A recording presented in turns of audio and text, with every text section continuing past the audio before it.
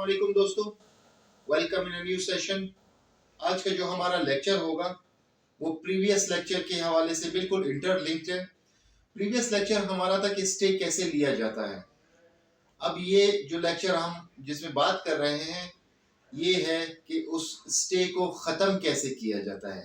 जब कोई शख्स आपके खिलाफ स्टे ऑर्डर लेके आता है कि आप कोई मकान बना रहे हैं या कोई दुकान बना रहे हैं, कोई प्रॉपर्टी पे कंस्ट्रक्शन हो रही है या आप उस प्रॉपर्टी को बेचना चाहते हैं, गिफ्ट करना चाहते हैं या कुछ ऐसा जिससे आप जो आपकी प्रॉपर्टी है वो आप बेच रहे हो, तो उस सौदा को रुकवाने के लिए कोई शख्स आपके खिलाफ एक अदालत का स्टे ऑर्डर लेके आ जाता है कि नहीं आप ये नहीं बेच सकते, और अदालत स्टेटस को कायम कर देती कि जैसा है उसको वैसे उसी हालत में रहने दे।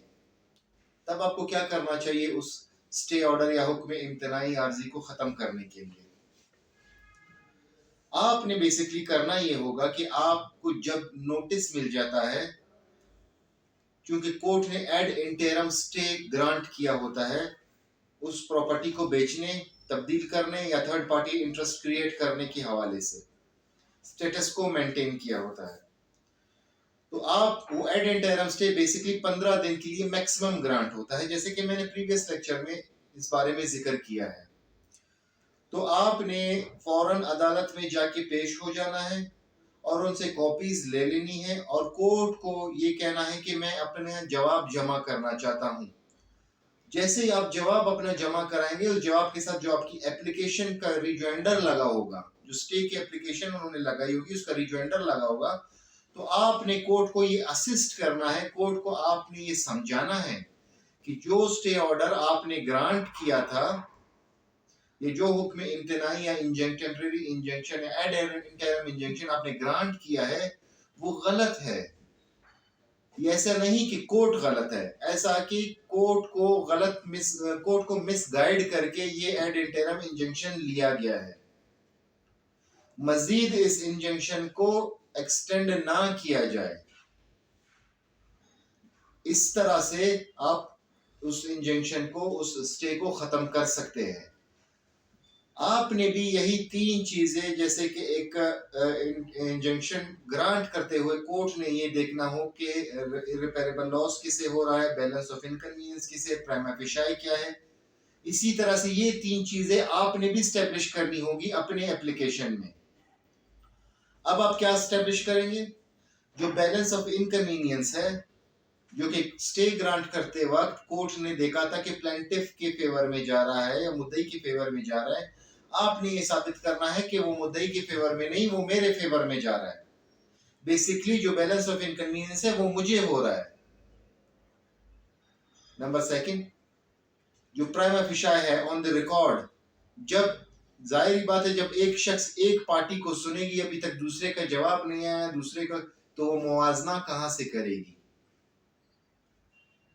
प्राइमा फेशियाई कैसे देखेगी? जब आप अपने डॉक्यूमेंट्स अपने जवाब के साथ सारे अनेक्स करके जब आप कोर्ट को असिस्ट करेंगे इस हवाले से कि अब आप मवाजना करें इनके कागजात या हमारे कागजात के दरमियान, या हमारे जो तनाजा चल रहा है उनको जो है ना जरा मुआवजना करें, इससे जो रिकॉर्ड में मौजूद है वो रिकॉर्ड मेरे फेवर में है, और जब ये जो स्टे अगर खारिज नहीं होगा तो इससे मुझे नुकसान बहुत होगा, उसकी तलाफी मुझसे नहीं हो पाएगी। वो जो नुकसान होगा वो मुझे ज्यादा हो रहा है, अगर इसको 1 लाख का नुकसान हो रहा है तो मुझे 50 लाख का नुकसान हो रहा है। तो ये तीन चीजें आपने भी स्टेब्लिश करनी होगी उस स्टे को खत्म करने के लिए। तो जब ये तीन चीजें आप कोर्ट में अपने जवाब के साथ जब आप दाखिल करेंगे और इन चीजों को साबित करेंगे तो वो स्टे ऑटोमेटिकली खत्म हो जाएगी, वहीं पे रुक जाएगी।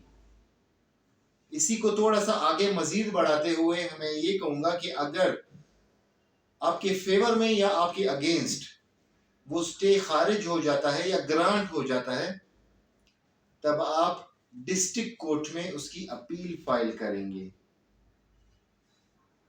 43 अंडर ऑर्डर 43 की। और बाज औकात जो स्टे ग्रांट किया जाता है वो रिट पिटीशन अंडर आर्टिकल 199 में डायरेक्ट हाई कोर्ट भी कर सकती है। तो जो स्टे का जो प्रोसेस है उसको खत्म करने का बेसिकली नीचे से अगर कोई सिविल सूट होता है तो वो आप सिविल अदालत में ही उसका जवाब जमा कराएंगे, या अगर आपके फेवर में या अगेंस्ट ग्रांट होता है तो आप डिस्ट्रिक्ट कोर्ट में हायर फोरम पे जा सकते हैं। अगर हायर फोरम भी आपके खिलाफ फैसला सुनाती है तो आप हाई कोर्ट भी जा सकते हैं। और डायरेक्ट किसी काम को रोकने के लिए आर्टिकल 199 में अगर आपका कोई फंडामेंटल राइट उससे वायलेट हो रहा हो तो हाई कोर्ट भी डायरेक्ट स्टे ग्रांट कर सकती है। अगर कोई शख्स किसी के खिलाफ अगर स्टे हो और अगर उस स्टे की खिलाफ वर्जी करे और उस काम को करता रहे तो सिविल कोर्ट के पास इख्तियार है कि वो 3 माह के लिए सिविल इम्प्रिजनमेंट में जेल भिजवा सकती है उस शख्स को, या उसकी प्रॉपर्टी भी अटैच कर सकती है। तो आज का जो हमारा टॉपिक था वो ये था कि स्टे को ख़त्म कैसे किया जा सकता है। तो इस हवाले से अगर किसी को कोई सवाल पूछना हो तो वो कमेंट सेक्शन में सवाल पूछ सकता है। Thank you very much.